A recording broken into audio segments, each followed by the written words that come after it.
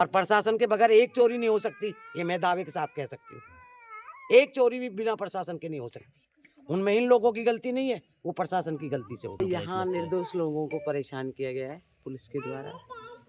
इनके यहाँ कोई ट्रैक्टर आया और इनके डस्ट खाली कर दिया।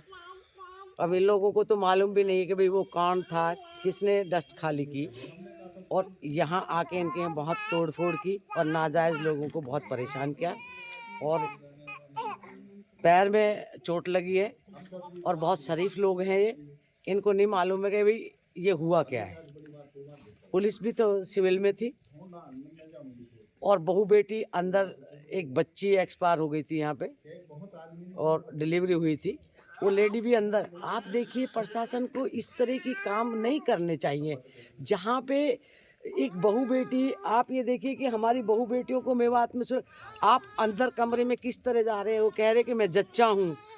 और मैंने अब जब यहाँ आके देखा, मैंने अपनी आंखों से देखा, मैंने कहा ना आप झूठ तो नहीं बोल रहे हैं भाई, किस तरह की मेरे सामने कोई झूठी। तो यहाँ पे एक एक बात सत्य है कि इनको निर्दोष परेशान किया गया। मोटरसाइकिल तोड़ी, गाड़ी तोड़ी और इनके घर में आके तोड़ फोड़ करी। यहाँ तक कि बाथरूम में, लैट्रिन बाथरूम सब तोड़े, मोटरसाइकिल तोड़ी और बहू बेटियों से अबलाबास बोले गए। और यहाँ पे जो डस्ट रोड़ी था, अब मान लो किसी के घर के सामने कोई डस्ट खाली करके चला जाए तो उसकी इन लोगों को सजा देने की क्या जरूरत है। तो ऐसा नहीं होना चाहिए। मेवात में आज तक जो अत्याचार हो रहा है, वो मान लिया किसी ने गलती की है, उसकी सजा इन लोगों को क्यों मिले।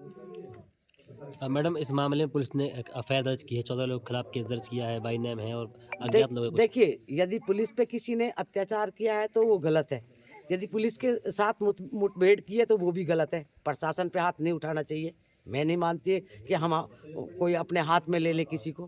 पर क्यों हुआ, आप ये देखिए कि उस पर गहराई से जांच होनी चाहिए। चाहे प्रशासन है या जनता है, उसका गुनहगार कौन है।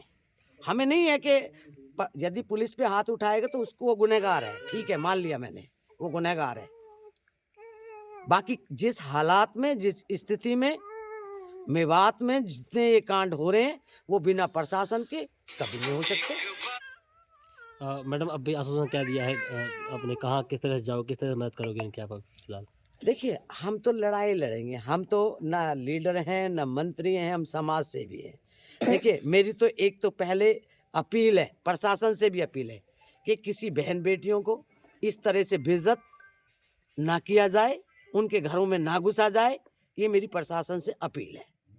और मैंने मेवात के भाइयों से भी कहा कि कभी भी पुलिस प्रशासन पे हाथ उठाना गुनाह है, वो नहीं करना चाहिए। हम पॉलिटिक्स के लिए गंदी राजनीति नहीं करना चाहते, ना गंदी बात सिखाते हैं। हम सच और सत्य के साथ रहते हैं। हमने अभी भी आके ये कहा, भाई कोई इस बात में 1% भी हमें कोई झूठ ना बताए। तो हमने अपनी आंखों से देखा। हमने सुबह से बताई हुई बात पे एक भी असर नहीं किया। और हमने जो आंखों से देखा, बहन बेटियों से आके पता किया, वास्तविक में डिलीवरी हुई। और वो लड़की जो उस टाइम भी, उस लड़की को मिट्टी दे के आए थे ये लोग, यहाँ पे कोई नहीं था, ये लेडियां थी। और यहाँ पे जो हुआ है बिल्कुल गलत हुआ है। ऐसा प्रशासन को बिल्कुल नहीं करना चाहिए था। और अभी भी ये भी धमकी देते हैं कि यदि तुमने कुछ बताया तो हम तुम्हें ये कर देंगे और वो कर देंगे और तुम्हारे नाम मुकदमे दर्ज कर देंगे। तो ये बिल्कुल सरासर गलत है। इस मामले को लेकर और किसी आला अधिकारी से आप मिलोगी इस मामले को लेकर? बिल्कुल मिलेंगे, बिल्कुल मिलेंगे। ये हिंदुस्तान है। और यहाँ मेवात में आके देखिए, कोई लेडी का कांड नहीं था यहाँ। जिस तरह से लेडियों के घर में घुसा गया, क्यों घुसा गया, किस लिए घुसा गया। एक ट्रैक्टर चोरी, आप समझ सकते हैं, एक ट्रैक्टर चोरी माल करके ला रहा है, उस पर 10 गुना चुंगी चोरी की है, 10 गुना लगा दीजिए। आप ये तो समझते हैं कि 10 गुना चोरी, 10 गुना आप उसको दे दें, चुंगी का खत्म हो गया। ये क्या मसला है कि किसी के घरों में घुस जाए। ये कोई तरीका नहीं है प्रशासन का। और प्रशासन के बगैर एक चोरी नहीं हो सकती, ये मैं दावे के साथ कह सकती हूँ। एक चोरी भी बिना प्रशासन के नहीं हो सकती। उनमें इन लोगों की गलती नहीं है, वो प्रशासन की गलती से होती है।